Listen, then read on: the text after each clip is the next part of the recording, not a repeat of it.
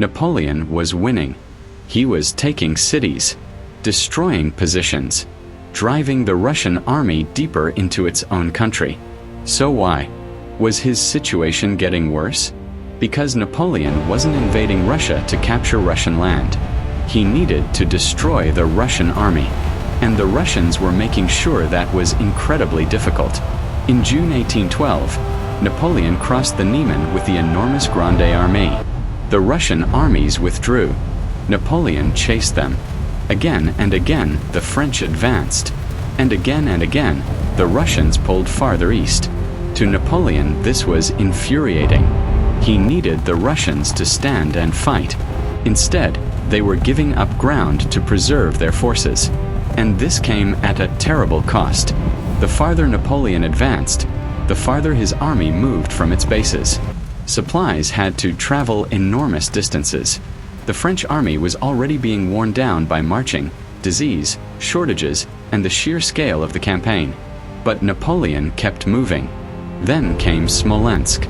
The Russians finally fought to defend the city. Napoleon captured it.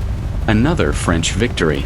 But once again, the Russian army escaped. Napoleon had taken Smolensk, but he still hadn't destroyed the army he needed to defeat. Then, near Moscow, everything changed. On September 7, 1812, the Russians finally stood and fought at Borodino. It was one of the bloodiest single days of the Napoleonic Wars. By the end, Napoleon's forces held the battlefield. The Russians withdrew. So Napoleon had finally won the decisive battle he had been chasing. Right, not quite.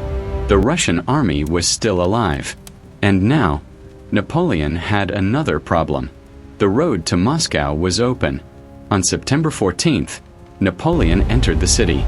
This should have been the moment that ended the campaign.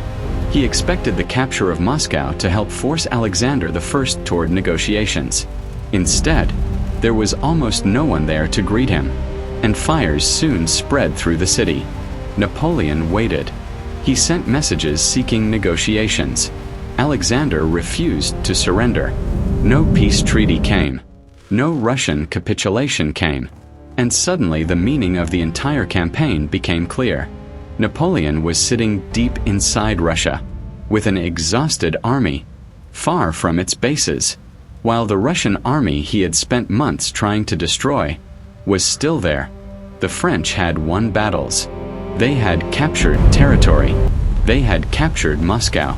But they had failed to achieve the one thing Napoleon actually needed, to force Russia to end the war. And now, he had to get out. Napoleon left Moscow in October. The retreat became catastrophic. Cold, hunger, disease, exhaustion, Russian attacks, and finally the desperate crossing of the Berezina.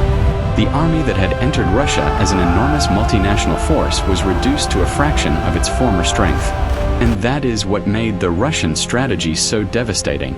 Russia did not need to beat Napoleon in every battle. It needed to prevent him from achieving the decisive victory that would end the war, while time, distance, logistics, and attrition worked against him. Napoleon kept winning battles. Russia kept preserving the army. And eventually, Napoleon discovered the difference between winning battles and winning a war.